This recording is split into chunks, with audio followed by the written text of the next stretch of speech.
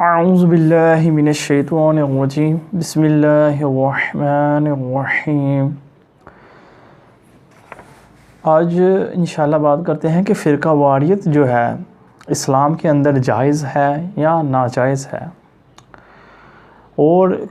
اتنے فرقے بن چکے ہیں ہمارے معاشرے کے اندر، اور کس کو اپنائیں اور کس کو نہیں، اور کیا فرقے بنانا اسلام میں جائز ہے، اس پر بات کرتے ہیں قرآن و حدیث کی روشنی میں انشاءاللہ۔ قرآن مجید میں اللہ تعالیٰ فرماتا ہے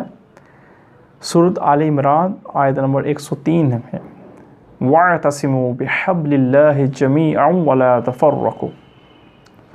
اللہ کی کتاب قرآن مجید کو مضبوطی سے پکڑ لو اور فرقہ واریت میں مت پڑو۔ یعنی قرآن مجید ہمیں کہہ رہا ہے کہ اللہ کی کتاب قرآن مجید کو مضبوطی سے پکڑ لو، یعنی اس کو پکڑ لو، اس کی تعلیمات کے مطابق چلو اور فرقہ واریت میں مت پڑو۔ جو فرقوں میں پڑے گا وہ آٹومیٹکلی قرآن کو چھوڑ رہا ہے، کیونکہ قرآن کی تعلیمات ہی نہیں ہے کہ فرقہ واریت میں پڑھو، اور جو قرآن پکڑے گا وہ آٹومیٹکلی فرقہ واریت سے نکل جائے گا انشاءاللہ، کیونکہ قرآن مجید کتاب ہدایت ہے۔ اور آگے ایک اور آیت میں اللہ تعالیٰ فرماتا ہے سورۃ الانعام 159 میں اللہ تعالیٰ فرماتا ہے ان الذی فرقوا دینہم وکانوا شیعا، بے شک جنہوں نے دین میں فرقے بنائے لست منہم فی شیء، اور گروہ میں بٹ گئے، بے شک جنہوں نے دین میں فرقے بنائے اور گروہوں میں بٹ گئے،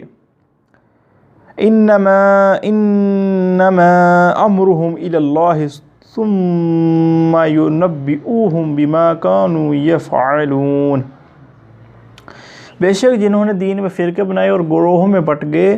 آپ صلی اللہ علیہ وآلہ وسلم کا ان سے کوئی تعلق نہیں ہے، ان کا معاملہ اللہ کے سپرد ہے۔ قیامت کے دن اللہ تعالیٰ ان کو بتا دے گا، قیامت کے دن اللہ تعالیٰ پھر ان کو ان کی کرتوتیں بتا دے گا۔ تو قرآن مجید میں تو دو آیتیں میں نے آپ کو پیش کی ہیں کہ ایک میں اللہ تعالیٰ فرماتا ہے کہ اللہ کی کتاب قرآن مجید کو مضبوطی سے پکڑو اور فرقہ واریت میں مت پڑو، اور دوسری آیت میں اللہ تعالیٰ فرماتا ہے جنہوں نے دین میں فرقے بنائے اور گروہ میں بٹ گئے، آپ علیہ السلام کا ان سے کوئی تعلق نہیں ہے، کہ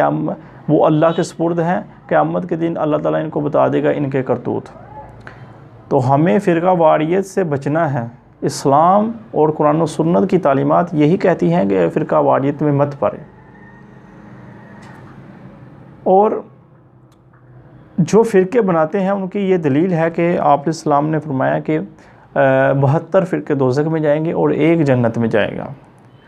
لیکن آپ علیہ السلام نے فرمایا کہ 72 فرقے دوزخ میں جائیں گے اور ایک جنت میں جائے گا۔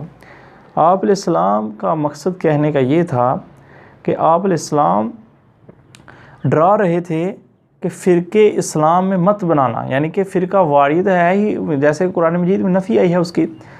تو آپ علیہ السلام یہ ڈرا رہے تھے کہ فرقہ واریت میں مت پڑ جانا، فرقہ واریت میں فرقے نہ بنانا۔ یہ حکم نہیں دے کر گئے کہ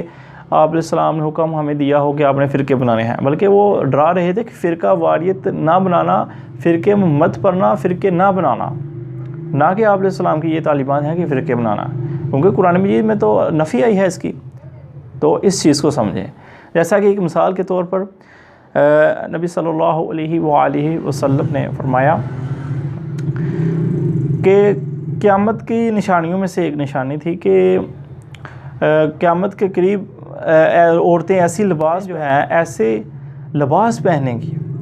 کہ جس سے وہ ایسے ہوں گی جیسا کہ گویا کہ وہ ننگی نظر آئیں گی، ٹھیک ہے۔ تو دیکھیں آپ علیہ السلام نے ہمیں یہ حکم نہیں فرمایا عورتوں کے کہ آپ اس طرح کے لباس پہننا، بلکہ یہ ڈرا رہے تھے کہ بچنا ان کاموں سے، ٹھیک ہے، نہ کہ یہ کہہ رہے تھے کہ اس طرح کے کپڑے پہننا، بلکہ وہ ڈرا رہے تھے۔ تو یہ اس بات کو سمجھیں اور فرقہ واریت سے بچیں۔ اسلام کے اندر فرقہ واریت ہے ہی حرام ہے، قرآن و سنت کی تعلیمات کو دیکھیں، ان کو مطابق چلیں۔ اچھا، فرقہ واریت تو میں نے بتا دیا کہ حرام ہے اسلام کے اندر، تو ہمیں پھر ایک اچھے مسلمان، کیونکہ اللہ تعالیٰ نے قرآن مجید کے اندر سورۃ الحج میں آتا ہے، آیت نمبر 78 ہے کہ اللہ تعالیٰ نے ہمارا نام مسلم رکھا ہے، اور سورۃ آل عمران میں آتا ہے کہ تمہیں موت نہ آئے مگر یہ کہ تم مسلم مرنا، مسلم مرنا، یعنی کہ مسلم ہمارا نام ہے اور مسلم ہی مرنا ہے۔